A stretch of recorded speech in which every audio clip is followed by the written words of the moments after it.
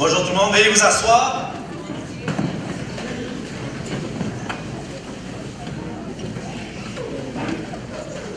J'espère que vous allez bien, j'espère que vous vous amusez jusqu'à maintenant, parce que oui, on vient à l'église pour s'amuser, c'est pas juste un rite, c'est pas juste une tradition qu'on accomplit à chaque semaine, mais on vient là pour s'amuser et s'encourager les uns les autres. Et ce matin, je suis vraiment content de pouvoir vous parler parce que aujourd'hui, c'est une journée spéciale dans la vie d'un homme. Si vous voyez le baptistère ici, c'est parce qu'il y a un homme qui a immigré de Sherbrooke et qui est venu à Montréal pour se faire baptiser, parce qu'il n'y a pas d'église là-bas. Et Serge, tantôt, va se faire baptiser, je vais l'introduire. Il est là, présent parmi nous ce matin. Et aussi, ma mère est là. Ma mère a immigré du 65-25 Saint-Dominique jusqu'à l'Académie de Robert-Nal. Elle a été courageuse. Elle est venue hier, par hasard, c'est comme ça, en lui parlant, je lui ai dit que je prêchais demain, puis elle a dit « Ah, j'aimerais ça venir t'entendre. » Et Vincent, tantôt, faisait une blague, il disait qu'il y a des mamans qui vont voir leur fils jouer au baseball, au hockey ou au soccer. Toi, ta maman vient t'entendre prêcher. Et donc, je suis vraiment content. Ce matin, si vous êtes là, on va continuer une série de conférences qui s'intitule « Vie de fou ». Et c'est la deuxième partie. Pour ceux qui nous visitent ce matin, qui n'étaient pas là la semaine dernière, on a commencé une série basée sur un livre. Le livre s'appelle « Vie de fou », Crazy Busy en anglais. Et c'est un livre qui parle du fait d'être trop occupé. Il explique dans ce livre-là, l'auteur, les raisons pour lesquelles on est trop occupé. Il appelle ça en anglais le busyness. Il n'y a pas d'équivalent en français, mais on peut... la suroccupation peut-être. Et il adresse cette question-là. Et aujourd'hui, je vais continuer cette série-là. C'est une série de 4. Il y a 2 autres conférences durant tout le mois de février. Donc les 2 prochaines conférences vont être sur le même sujet. Le livre, comment il est structuré, c'est un peu de la façon suivante. C'est-à-dire que au cours des chapitres, l'auteur présente 7 diagnostics.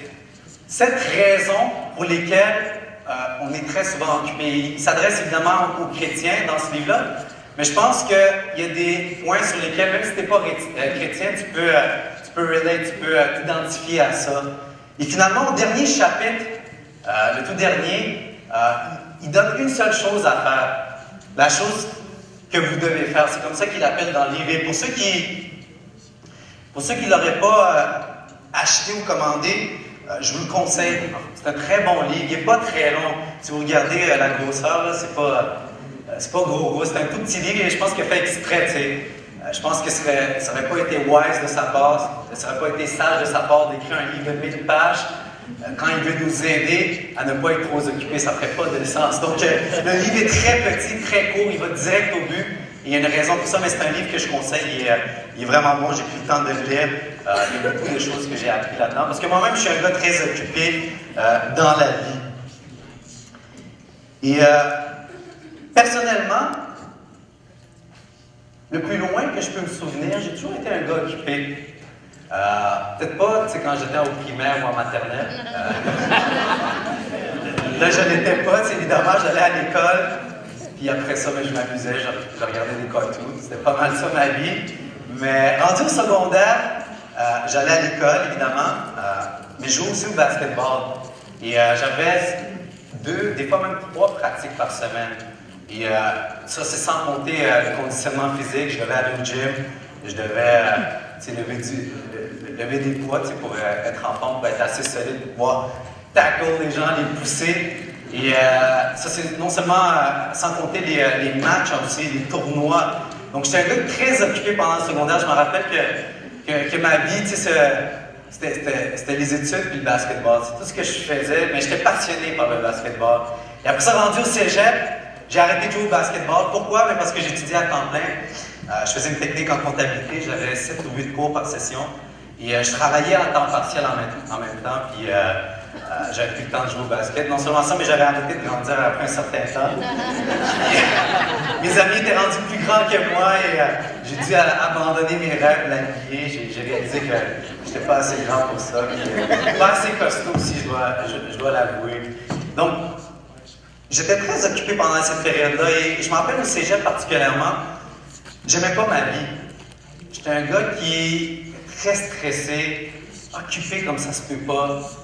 J'avais des longues journées, je pense que j'avais 30 heures de cours par semaine. Quand tu as 8 cours, ça fait à peu près ça, 30-32 heures de cours par semaine. J'avais des devoirs, beaucoup de projets. C'est une technique que je faisais, donc il y avait beaucoup.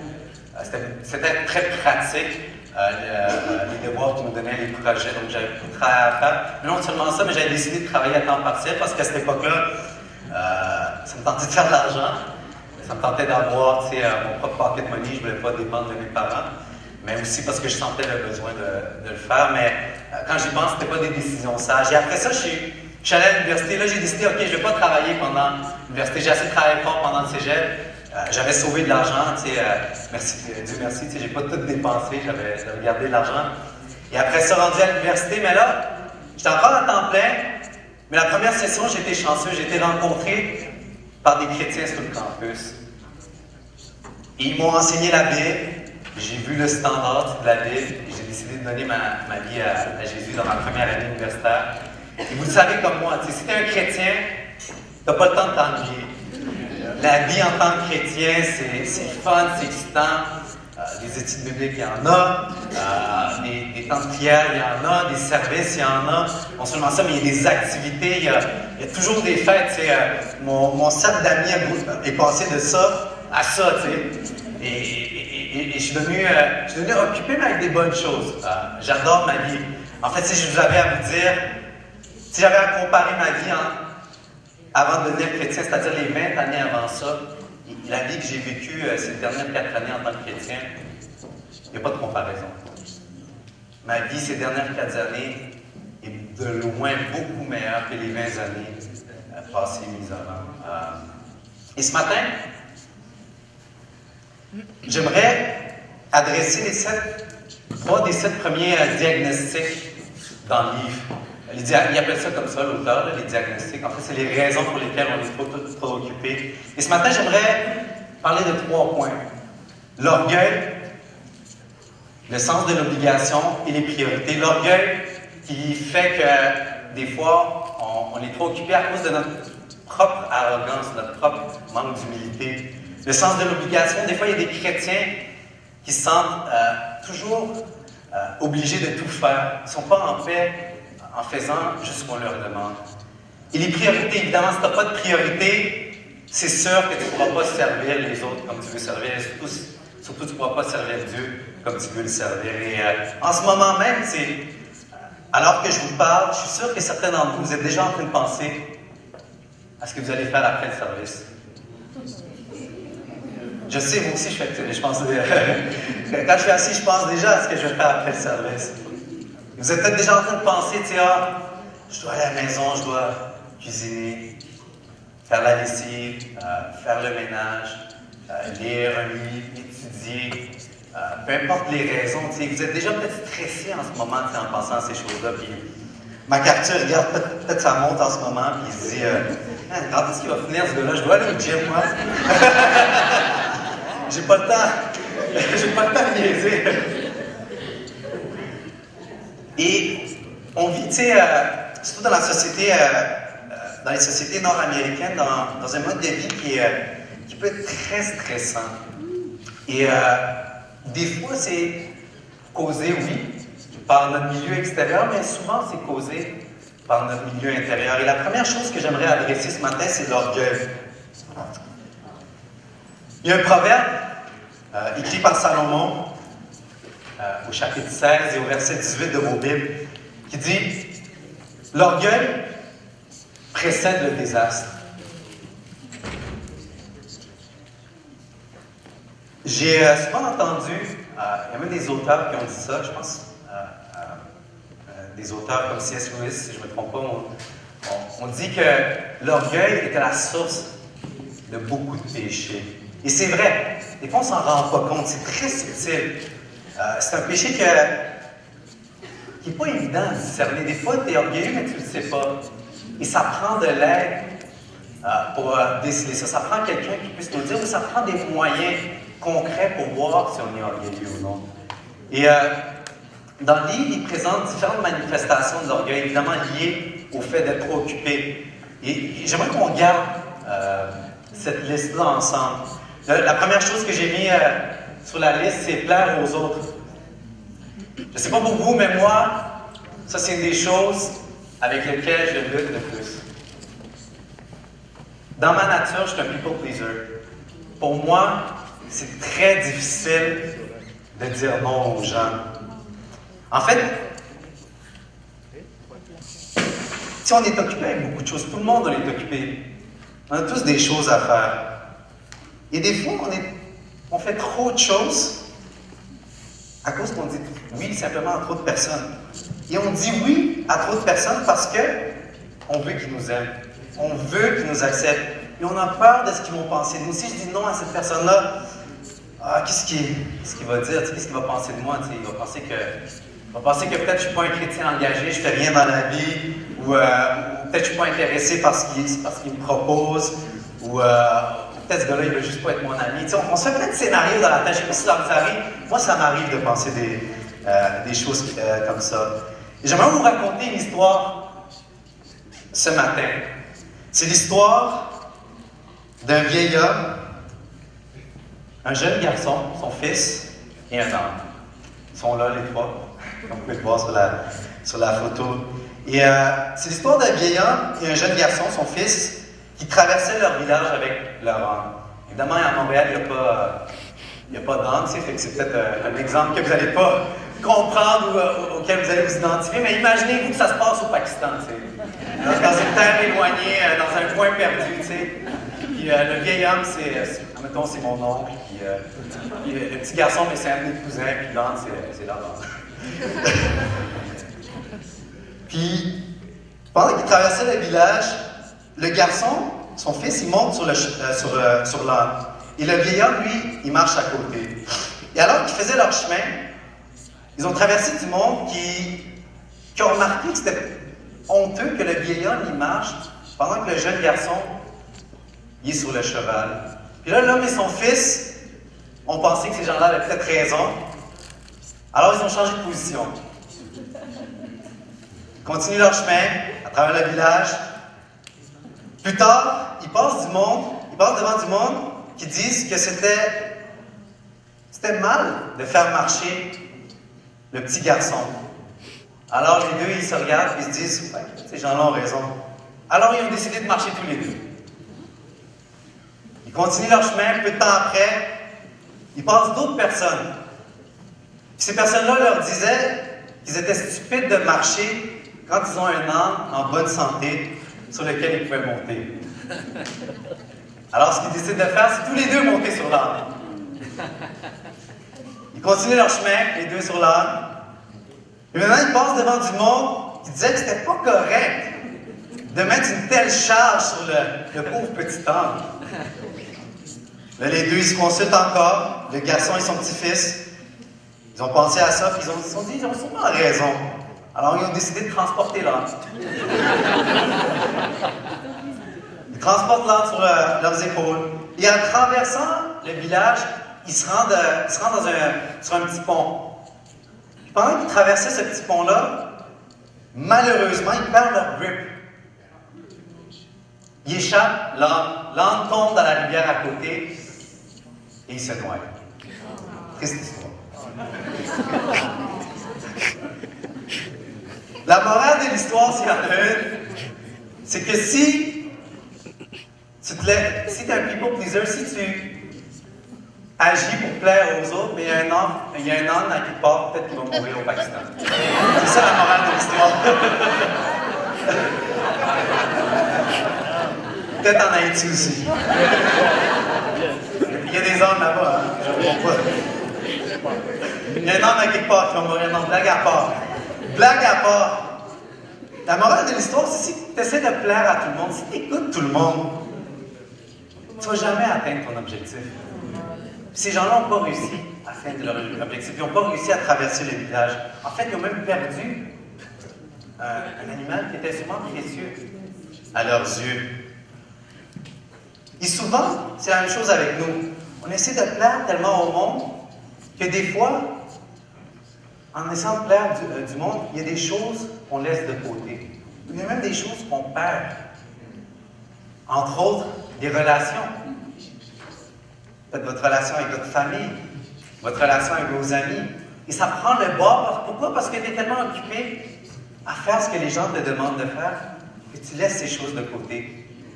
Tu ne te focuses pas sur ce qui est l'important et tu négliges ces choses-là. Et récemment, en fait, moi-même, j'ai vécu ça. Ces dernières semaines, j'étais très occupé. En début de session, on a partagé beaucoup notre foi. Ghislain peut témoigner de ça. On a rencontré beaucoup de gars, on a beaucoup d'études bibliques. En ce moment, chez les gars, il y a environ une dizaine d'étudiants. Chez les gars, juste qui étudient la Bible. Et ces dernières semaines, j'étais très occupé. Tu sais, j'avais un message à préparer, les études bibliques à faire les derniers préparatifs pour calculer la dépense avec Serge. Il fallait que je m'assure qu'il a bien compris, tu sais, le standard et l'appel de Jésus. Et non seulement ça, mais ma propre famille, je devais prendre soin de ça. Des fois, je dois avouer, je néglige d'appeler ma mère, comme ma mère, c'est elle qui m'a appelé hier. Et j'étais tellement occupé que j'avais pas le temps, tu sais, de tout faire. Et il y a même des frères et sœurs qui sont venus me voir, ils m'ont dit, Denis, ces dernières semaines, tu étais où, tu sais? J'ai senti que je pouvais même pas te parler, tu avais l'air tellement occupé, tu avais l'air tellement focus par tout ce que tu devais faire. Évidemment, tout ce que j'ai fait durant la dernière semaine, c'était pas à cause du people pleasing, pas parce que j'essayais nécessairement de toujours plaire aux autres. Il y a des choses que peut-être j'aurais pu réfléchir et voir si c'était vraiment utile de le faire, me concentrer sur ce qui est l'essentiel. Et ce matin, il y a peut-être une personne qui lutte avec ça. Je sais qu'il y en a beaucoup qui luttent avec ça, en fait. Je connais beaucoup d'entre vous. Et je sais, en tant que chrétien, c'est difficile des fois de dire non. Et si c'est le cas pour toi, je t'en prie, aie le courage de dire non. Ça prend du courage de dire non. Ça prend du courage de dire oui, mais ça prend autant de courage de dire non. Et je t'encourage. Si tu es quelqu'un qui facilement se laisse distraire dans ses priorités, qui a l'habitude de plaire tout le temps au monde, de dire non des fois. Et de prier là-dessus. Parce que Dieu peut nous aider à être des gens qui vont dire oui quand il le faut et non quand il le faut. Et en faisant ça, on va honorer Dieu. Dieu préfère qu'on dise non si on est trop occupé, qu'on dise oui, qu'on fasse tout, mais finalement, on néglige notre relation avec lui. Parce que c'est ça le danger. Qu'est-ce qui est plus facile à négliger? Il ne faut pas dire « Ah, j'ai tellement de choses à faire, je ne vais pas aller au travail aujourd'hui. » C'est pas ça ta première pensée. Il ne faut pas dire « j'ai tellement de choses à faire, je vais arrêter de manger. » Ou « je ne vais pas prendre ma douche. » Peut-être que ça vous arrive. Je vais skipper la douche le matin parce que vous êtes tellement occupé. Mais la première chose, naturellement, et vous le savez comme moi, parce que moi aussi, j'ai la même tentation, c'est de dire « Ah, ce matin, si je ne prie pas, c'est pas grave. C'est pas grave si je ne lis pas la Bible. Je ne vais pas mourir. » C'est vrai, tu ne vas pas mourir. Mais peut-être que spirituellement, tu vas t'éteindre. Prochaine manifestation de l'orgueil, l'autoglorification. Ça, c'est la forme d'orgueil probablement la plus évidente. C'est comme vouloir plaire aux autres, sauf que dans ce cas-ci, on n'est pas motivé par la peur ou de ce que les gens vont penser de nous. On est plus motivé par notre propre gloire, par l'adoration des autres. Par exemple, si tu es un travailleur à temps plein et ton boss vient te voir et dit Hey Denis, est-ce que tu pourrais prendre cette charge-là de plus dans ton travail? Ça te demanderait de travailler 10 heures de plus cette semaine. Puis là, tu dis Yes! I'm gonna do this. Je vais prendre cette job-là de plus. Et en faisant ça, tu dis les gens dans mon bureau, ils vont me voir comme un héros. Ils vont me voir comme quelqu'un qui est fort, qui est tough, qui est capable d'en prendre. Et on s'en fout des conséquences sur la famille, on s'en fout des conséquences sur l'Église, on s'en fout des conséquences sur notre relation avec Dieu. C'est une forme d'orgueil, ça aussi. La performance. Ça, moi aussi je lutte avec ça. Ça, c'est quand on pense qu'on est indispensable. On surestime notre importance à nos propres yeux. On se dit, si je ne le fais pas, personne ne va le faire. Tout dépend de moi. Moi, je suis important dans cette situation-là et personne d'autre peut le faire. Pourtant, la vérité, c'est que on est indispensable jusqu'à ce qu'on dise non. Du moment où tu dis non, tu n'es plus indispensable. Quelqu'un d'autre faire la job. La performance ensuite de ça. Les possessions. Des fois, il y a des gens qui sont juste trop occupés à travailler fort, à faire du overtime, parce qu'ils veulent plus de biens matériels dans leur vie. Puis c'est correct. Il n'y a rien de mal à avoir des biens dans sa vie. Mais le problème, c'est quand on est fier de nos possessions. Quand on fait ça pour s'en vanter. On dit, hey, check ma watch Rolex, tu sais. Check ma nouvelle voiture, tu sais. Check mon nouveau sou, tu sais. Check ce que j'ai, tu sais. C'est de l'orgueil aussi. Et ça nous rend occupés. Des fois, on se tue au travail pour avoir plus de biens matériels. Ensuite de ça, se prouver. Certains d'entre nous, on ne se repose jamais. Parce qu'on essaie toujours de prouver quelque chose aux autres. On pense qu'on a toujours quelque chose à prouver à notre femme, à notre mari, à nos enfants, à nos amis, à l'Église. Et c'est pas mauvais, c'est d'être ambitieux. Je crois qu'il y a beaucoup de chrétiens qui manquent d'ambition dans leur vie. Ils ne sont pas assez courageux pour prendre des grandes décisions dans leur vie. Mais là où ça devient orgueilleux et dangereux dans notre relation avec Dieu, c'est quand l'ambition devient pour notre propre gloire. Et ça ne doit pas être confondu avec l'ambition pour la gloire de Dieu. C'est deux choses différentes. Il y a l'ambition pour ta propre gloire, puis il y a l'ambition pour la gloire de Dieu. Ensuite de ça, il y a la pitié. Beaucoup d'entre nous, on aime ça. Quand les gens nous voient et disent « Ah, t'as pas non bien l'air occupé. Pauvre toi. » On aime recevoir ces commentaires-là des gens qui... On aime l'admiration des gens qui nous voient comme un peu un super-héros, parce qu'on fait tellement de choses. Ils disent « Ah, pauvre, lui, il fait tellement de choses, mais il est courageux, mais moi, je ne ferais pas ça. » Puis on aime ça, avoir cette espèce d'admiration quand les gens ne prennent pas pitié. Et les gens se sentent mal des fois pour nous quand on est trop occupés, mais ils sont impressionnés. Et c'est ça qu'on aime recevoir, voir que les gens sont impressionnés par notre vie. Ensuite de ça, il y a la mauvaise planification. Ça, c'est évident. Je n'ai pas besoin de l'expliquer, ça va de soi. On a souvent peur de déléguer des choses, des tâches, des responsabilités. Moi, ça m'arrive beaucoup. J'ai peur de déléguer aux autres. Je me dis, ah, si je ne saisis pas l'opportunité, quelqu'un d'autre va le saisir. Lui, il va shine, moi, je ne vais pas shine. Lui, il va paraître cool, puis c'est pas moi. Ça, that was my time to shine. Ça, c'était mon temps de faire quelque chose de big. Puis j'ai peur de déléguer des responsabilités. Pourquoi? Parce que je me concentre encore sur moi. Je me dis, c'est moi qui est important dans cette situation-là. Et on est trop focus sur notre apparence. Ensuite, il y a le pouvoir. On reste trop occupé simplement parce qu'on veut tout contrôler. Le perfectionnisme. Un gros problème chez moi encore. On reste trop occupé parce qu'on veut que tout soit parfait. La position. Des fois, on se dit, je fais trop de choses, mais peut-être parce que c'est ce que les gens dans la position sont supposés faire. C'est normal. Tous les autres gens qui font la même job que moi, qui sont dans la même position que moi, c'est ça qu'ils font. Et on se donne des excuses comme ça, qui sont orgueilleuses. Évidemment, la liste continue, je ne vais pas continuer. Il y a plus de manifestations d'orgueil qui parlaient dans le livre, mais j'ai montré les principales qui, selon moi, étaient les plus pertinentes ce matin. Je vous invite à lire le livre par vous-même si vous êtes intéressé, si ça vous interpelle évidemment. Et comme je l'ai dit tantôt, c'est pas toujours évident de détester l'orgueil. C'est pas facile, tu sais, de voir quand est-ce que tu es orgueilleux, quand est-ce que tu ne l'es pas. Par exemple, tu sais, ton coloc te dit Hey bro, j'aimerais ça que. Peux-tu me faire une faveur, tu sais? J'ai quelque chose à te demander, puis ça prend peut-être 30 minutes pour le faire. Puis là, tu peux penser, tu sais, ah, si je fais cette chose-là pour mon coloc, ça me prend 30 minutes. Mais est-ce que je suis en train de le faire pour plaire à mon coloc ou je le fais vraiment parce que je veux aider? C'est pas toujours évident, vous êtes d'accord avec moi, de discerner la ligne entre les deux. Est-ce que je suis en train de faire ça parce que je veux le plaire ou vraiment parce que je veux aider dans cette situation-là?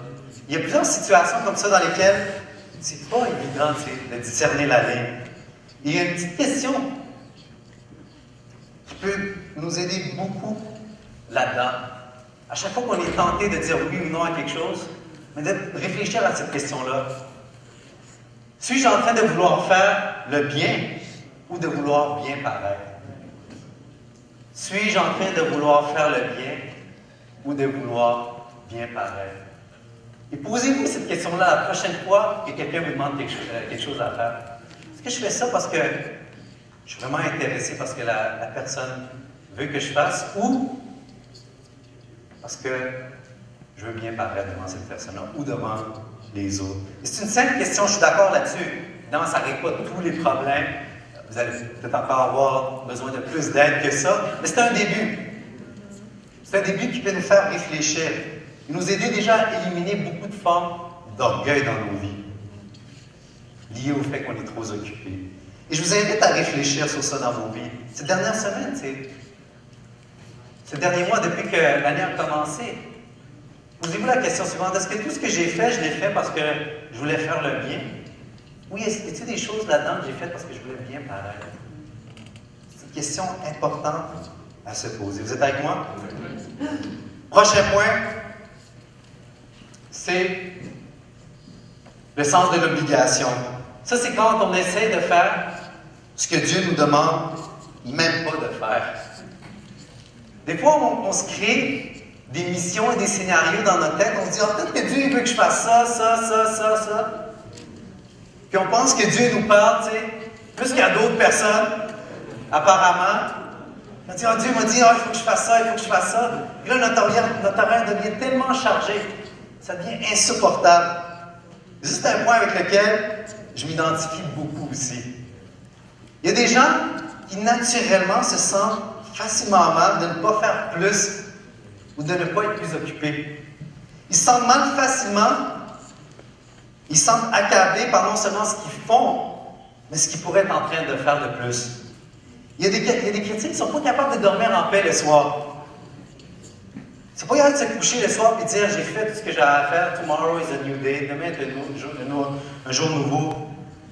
À chaque jour suffit sa peine. » Il y a des gens qui sont accablés par des questions et des besoins qu'ils voient alentour d'eux.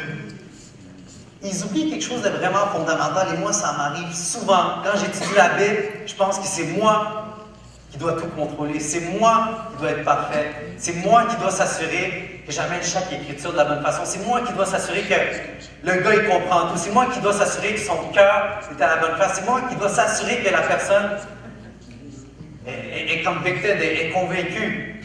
Mais on oublie quelque chose de très important, c'est que Dieu est en contrôle de toutes choses. Dieu est souverain. Il ne faut pas oublier ça. Moi, ça m'arrive souvent d'oublier ça. J'oublie que Dieu est souverain et je tombe dans la peur. Je tombe dans le questionnement. Je tombe dans l'incrédulité. J'aimerais qu'on lise un psaume à ce sujet, le psaume 146.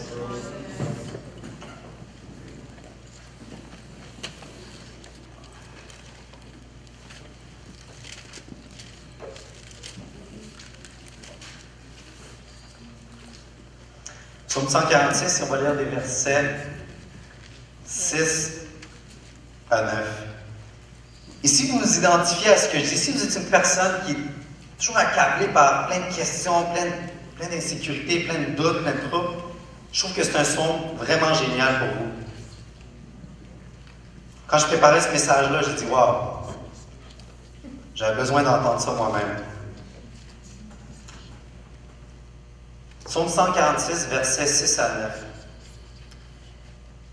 Il a fait les cieux et la terre. On parle de Dieu, évidemment, ici, le il. Il a fait les cieux et la terre, la mer et tout ce qui s'y trouve. Il garde la vérité à toujours. Il fait droit aux opprimés. Il donne du pain aux affamés. L'Éternel relâche les prisonniers. L'Éternel ouvre les yeux des aveugles. L'Éternel redresse ceux qui sont courbés. L'Éternel aime les justes. L'Éternel garde les étrangers. Il soutient l'orphelin et l'aveugle. Mais il fait dévier la voie des méchants.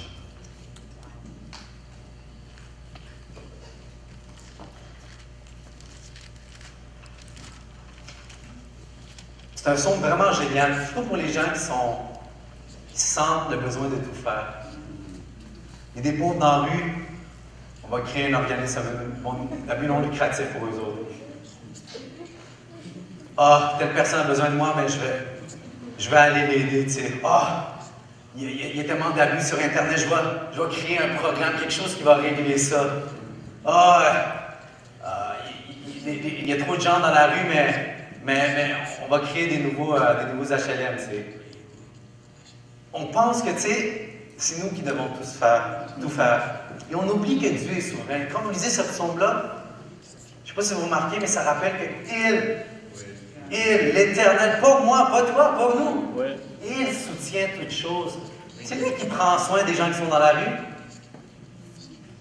C'est lui qui prend soin des gens qui sont dans les pays défavorisés. C'est lui qui donne à manger, à boire. Il faut se rappeler la chose suivante. Dieu il aime beaucoup plus les gens que vous. Rassemble tout l'amour de la salle ici ensemble pour les gens qui souffrent. Puis Dieu aime infiniment plus les gens dans le monde que nous tous rassemblés ici. Il faut se rappeler que Dieu est souverain. Vous savez, je suis d'accord qu'il y a des besoins qui sont importants alentour de nous. Et on doit faire une différence en tant qu'Église, en tant que chrétien. Il faut se rappeler une chose, on n'est pas Jésus. Des fois, on essaye de jouer à Jésus. On pense que toute chose est soutenue par nos convictions, par nos forces, par nos prières. C'est pas vrai. C'est Jésus qui soutient toute chose. C'est ça que ça dit en hébreu. C'est lui qui soutient la terre. Et la Bible dit qu'il faut suivre Jésus. Mais pas que tu dois tout faire. Tu sais, on entend l'expression, surtout dans le monde du sport, si vous travaillez même, tu sais, donne ton 110%. Tu sais, aujourd'hui, c'est ton jour, là, donne ton 110%. À la job, donne ton 110%, même ton 120, ton 130, ton 150%. Puis tu te demandes d'où va venir l'énergie pour ça. Mais c'est stupide de penser comme ça, surtout en tant que chrétien. Pourquoi? Parce que si on donne notre 110, notre 120%, on abuse des limites de notre corps et de notre temps surtout, que Dieu a établi pour des raisons. Dieu nous a créés comme des êtres finis, c'est pour une raison. Il faut respecter et honorer Dieu par ça. Il ne faut pas se burn out en faisant des choses que Dieu ne nous demande même pas de faire. Et vous savez, j'ai réalisé avec le temps que souvent j'étais dans le questionnement, le doute, la peur, parce que j'étais motivé par la peur. Je suis un gars qui, depuis que je suis petit, tu sais, ma mère me disait de faire quelque chose, je le faisais parce que j'étais un petit gars glissant. Mais parce que j'avais peur de ma mère, tu sais. J'avais peur de mon père, tu sais. J'avais peur d'aller contre ce qu'ils allaient dire. Et je faisais des choses souvent motivées par la peur. Et j'ai réalisé avec le temps que, même en tant que chrétien, après que j'étais baptisé, je fais souvent des choses motivées par la peur. C'est pas une mauvaise chose. Ça peut sauver votre âme, ça peut vous aider, ça peut aider d'autres personnes. Mais à la longue, c'est quelque chose qui peut être stressant, qui peut être difficile à vivre avec si on est constamment motivé par la peur. Et quelque chose que je réalise, et en fait très récemment, cette dernière année, je dirais, avant ça même, je ne réalisais pas, c'est que si je suis motivé par l'amour de Dieu, le changement est beaucoup plus grand. L'effet à long terme est plus présent. Si je veux éliminer un péché dans ma vie, mais si je suis pas motivé par la peur, mais plus par l'amour, ça produit des fruits beaucoup plus durables, à long terme. Essayez-le vous-même, ça marche, j'ai réalisé ça. En fait, je suis en train d'étudier en ce moment, depuis le mois de janvier, le sujet de la grâce. Et je vais vraiment vite, là, je suis même en train d'étudier des trucs théologiques là-dessus. Et comme Johnny partageait durant la communion, on va avoir une retraite justement sur le sujet de la grâce. Et plus j'étudie la grâce, plus je réalisais que, man, je ne comprenais pas l'amour de Dieu. C'est plus gros que je pensais, l'amour de Dieu. Il y a plus que la croix. Tu sais, quand on prend le pain et le vin, tu sais, durant la communion, tu sais, on dit oui, Jésus est mort pour nous. On le sait, c'est ça l'amour de Dieu, mais il y a beaucoup plus que ça. Et j'ai réalisé avec le temps que des fois je lisais la Bible, pas parce que j'aimais Dieu, mais parce que je devais le faire. J'évangélisais pourquoi? Mais parce que la Bible le dit. Parce que je dois le faire. Et non parce que j'aimais les gens. Je viens à l'église parce que je dois le faire. Non parce que j'aime mes frères et sœurs, j'ai hâte de passer du temps avec eux. Et je veux adorer Dieu avec eux. Vous voyez, juste du changement de mentalité, du changement de compréhension peut donner tellement une motivation beaucoup plus grande. Je vous invite à être motivé par l'amour. C'est une chose qui, moi, m'a beaucoup aidé. Il ne parlait pas de ça dans le livre, mais je crois, j'ai la conviction que si on est motivé par l'amour, comme ça dit en 2 Corinthiens, l'amour du Christ nous étreint, il nous amène à évangéliser, il nous amène à être des ministres de la réconciliation, il nous amène à faire ce qu'on fait en tant que chrétien. T'sais, vous avez sûrement déjà pensé ça, admettons, ce matin, vous avez eu un bon quiet time. Et vous dites, yes, là je suis fired up, j'ai prié Dieu, j'ai chanté ce matin, mais là, Dieu m'aime plus. Vous avez déjà pensé à ça, hein? Moi, je pense souvent comme ça, je me dis, ce matin, là, j'ai eu un bon quiet time, là, Dieu, il m'aime, il est fier de moi. Mais c'est un faux raisonnement. Tu sais, t'aimes pas plus parce que tu fais des quiet time ou parce que tu évangélises ou parce que tu viens à l'église. Dieu t'aime inconditionnellement. Oui, c'est bien pour notre âme de passer du temps avec lui. Oui, Dieu est triste quand on néglige notre relation avec lui. Mais il ne nous aime pas plus ou moins. Il nous aimait même quand on était des pécheurs, quand on n'était pas sauvés, quand on n'était pas des chrétiens. Il nous aimait inconditionnellement. Et des fois, on peut tomber dans ce pattern qui devient un salut un peu par les actions. T'sais. On dit qu'on est sauvé par la grâce, par la foi, mais des fois, comment on agit, comment on traite notre relation avec Dieu, c'est comme si, par nos propres forces, on peut mériter plus l'amour de Dieu, on peut mériter le salut. Alors que c'est faux. L'amour de Dieu, sa grâce est gratuite. Un point, c'est tout. Et si vous avez de la difficulté, si vous êtes quelqu'un qui lutte beaucoup avec ça, le sens de l'obligation, du devoir chrétien, je vous invite à étudier ce sujet. C'est un sujet qui a vraiment ouvert mes yeux beaucoup. Des sujets comme la justification, la sanctification, des choses profondes, mais qui donnent une compréhension beaucoup plus grande de l'amour de Dieu et ce qui s'attend de nous en tant que chrétiens. Bon. Une des choses que l'auteur parlait dans le livre par rapport à ce sujet-là, c'est que on n'est pas obligé de tout faire. Et on ne doit pas se sentir mal si, admettons, on n'est pas en train de régler tous les problèmes du tiers-monde. Pourquoi? Parce qu'on n'est pas Jésus, comme je l'ai dit tantôt. Il y a aussi la bonne nouvelle. Des fois, quand on regarde les nouvelles, on sent facilement, coupable. On se dit, il y a tellement de choses qui vont mal, je dois faire une différence, je dois faire quelque chose. On doit se rappeler qu'on a entre nos mains une bonne nouvelle. Focusons sur ça, concentrons-nous sur ça. Je ne regarde même plus les nouvelles maintenant. Parce qu'à chaque fois que je les écoutais, ça me déprimait. Je devenais triste. Je me disais, waouh, le monde, on dirait qu'il ne s'en va pas dans la bonne direction. Et je me concentre sur la parole de Dieu. Oui, je me tiens au courant de ce qui se passe en général, mais j'étais un fanatique avant, je me levais avant le matin, puis je regardais tout ce qui se passait dans le monde, parce qu'en comptabilité, c'est ça qu'on m'avait appris, il faut que tu sois au courant de tout ce qui se passe dans le monde, parce que ça touche l'argent, tout ce qui se passe dans le monde. C'est vrai, c'est vrai. Il y a une guerre quelque part, ça va affecter l'économie.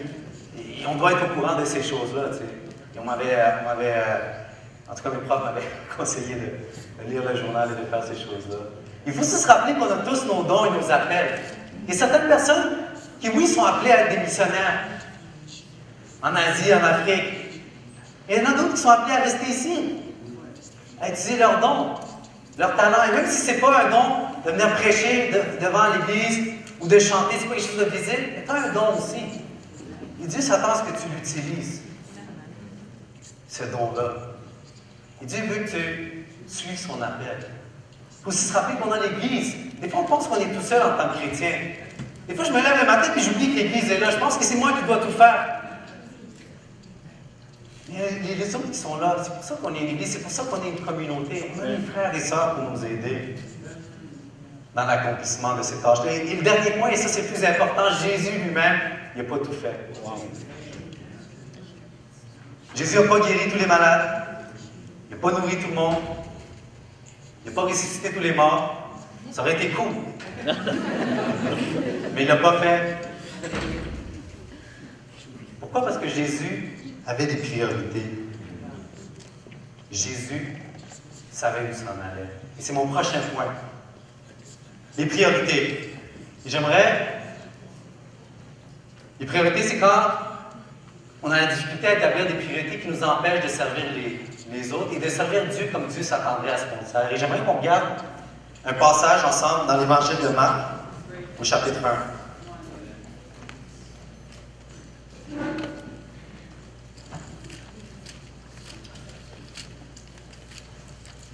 Marc, chapitre 1, verset 35.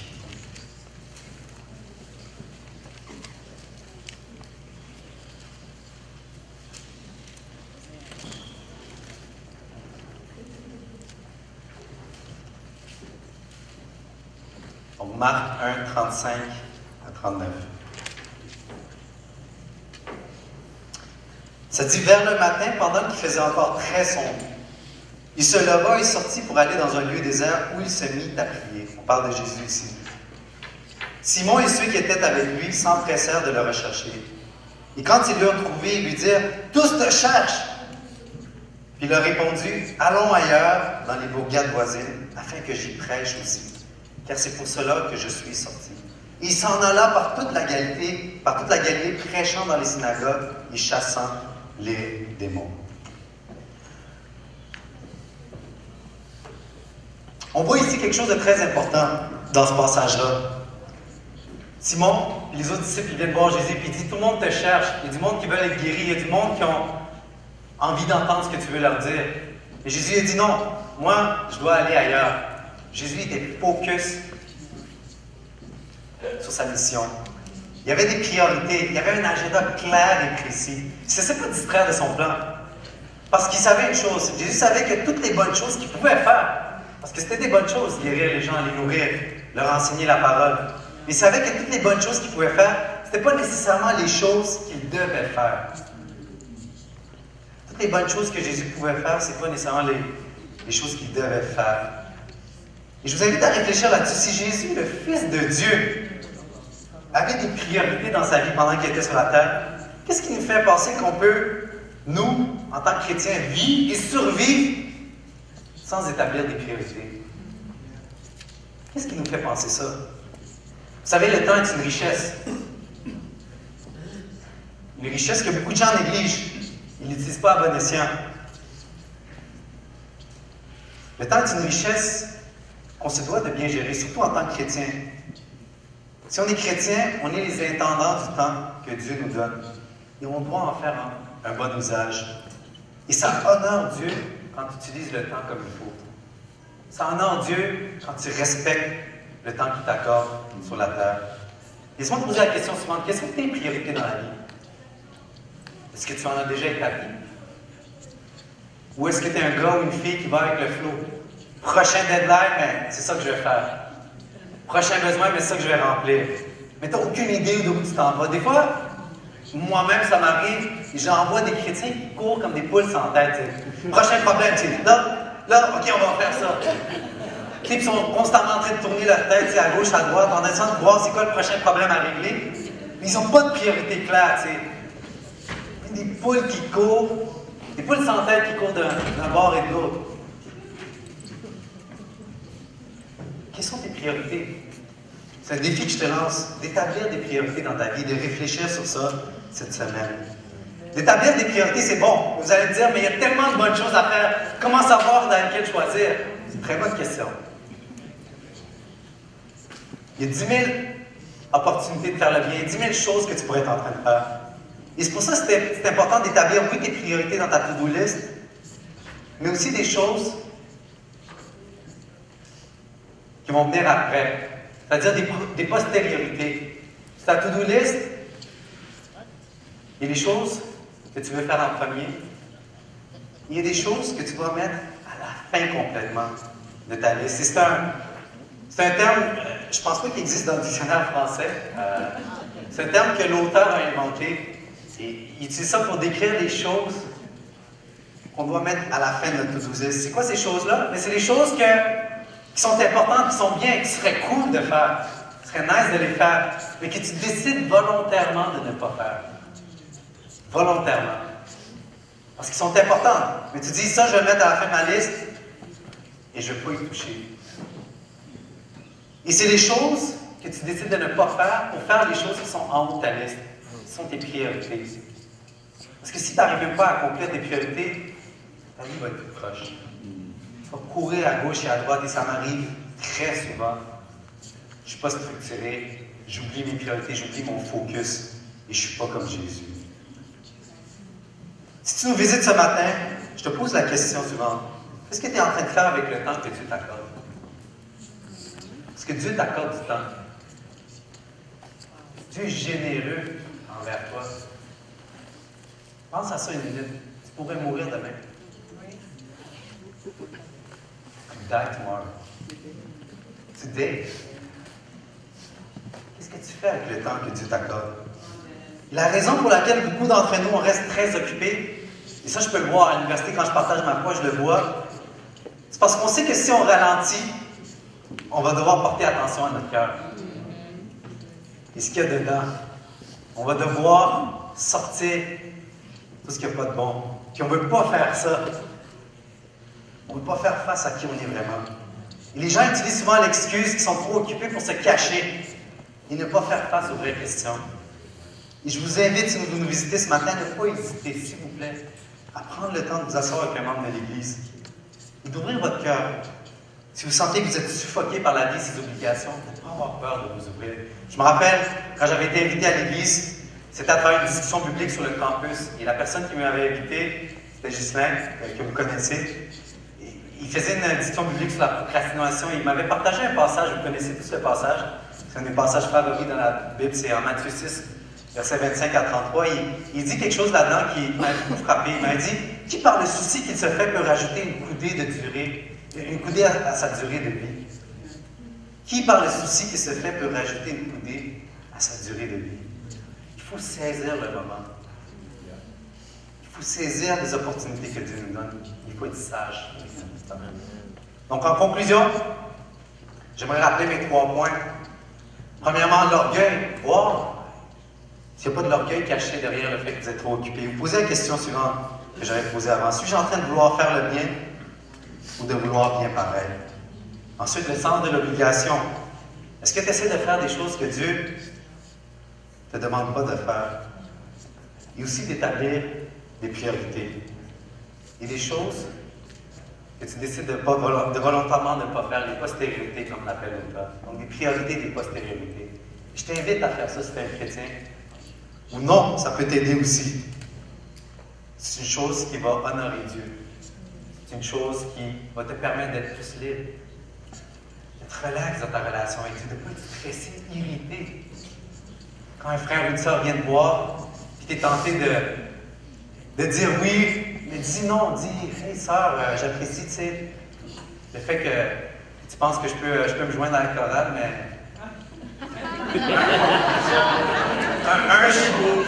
un, je chante mal, puis 2, je suis trop occupé, fait je peux pas. Tu sais, un frère vient te voir, puis dit « Ah, j'aimerais ça qu'on parle ce projet-là ensemble. » Dire, j'apprécie, frère, que tu viennes me voir, puis que tu penses que je peux t'aider là-dedans, puis que tu me fais confiance, mais je suis trop occupé, j'ai des priorités dans la vie, je dois honorer Dieu à travers mes priorités. Et dire non. C'est correct de faire ça. Je vous invite à réfléchir et à méditer sur ça cette semaine et à réfléchir sur quoi vous. Merci beaucoup.